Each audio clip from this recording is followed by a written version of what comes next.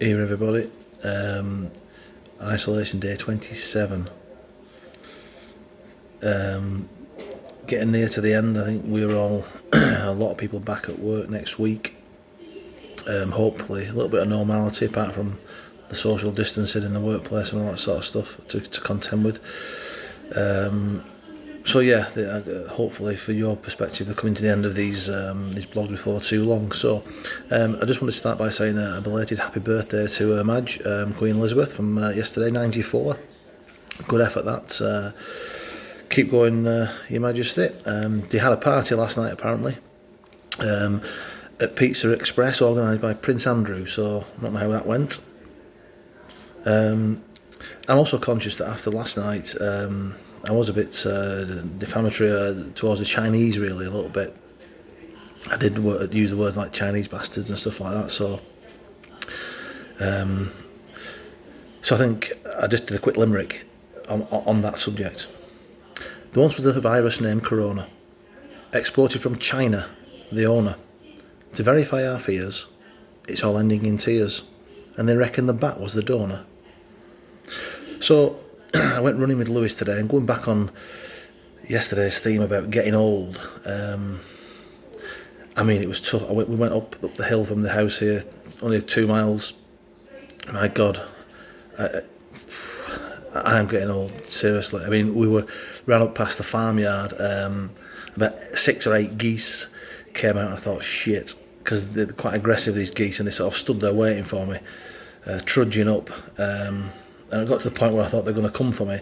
They actually, and this is true, they actually stood there, and I swear to you, they were laughing at me. This fat bearded bloke going past, behind this skinny greyhound, Lewis, up this hill, and I think they did actually laugh at me, which was, a moment I'll treasure, I'm sure.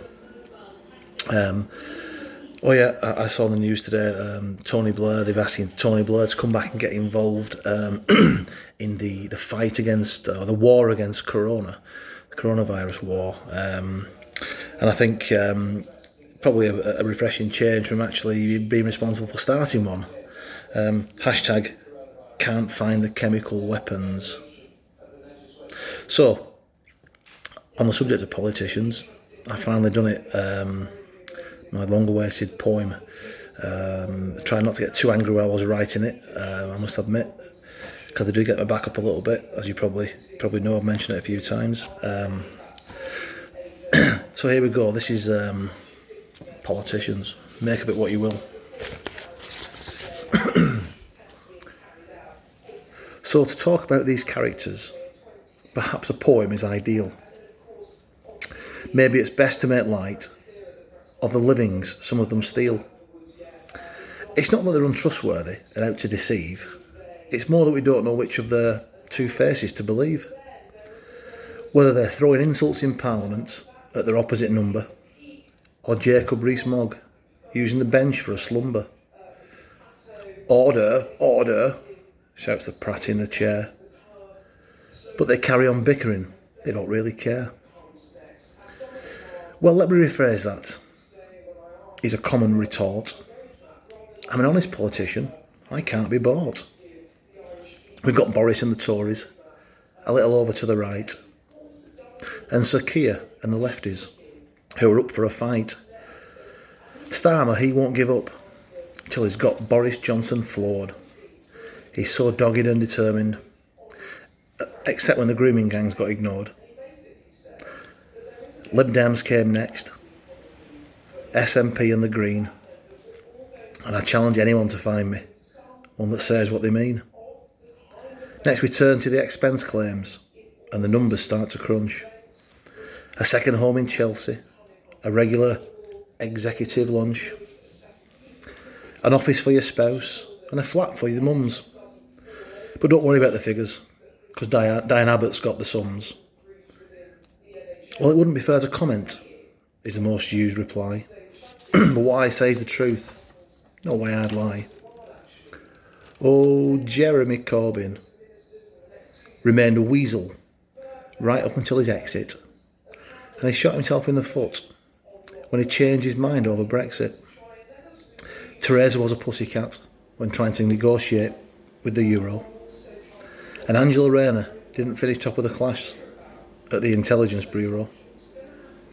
We had Monster Raving Looney Party and Screaming Lord Sutch, and Boring John Major.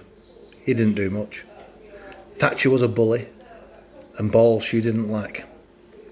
And Blair was a sheep, and followed the Yanks to Iraq.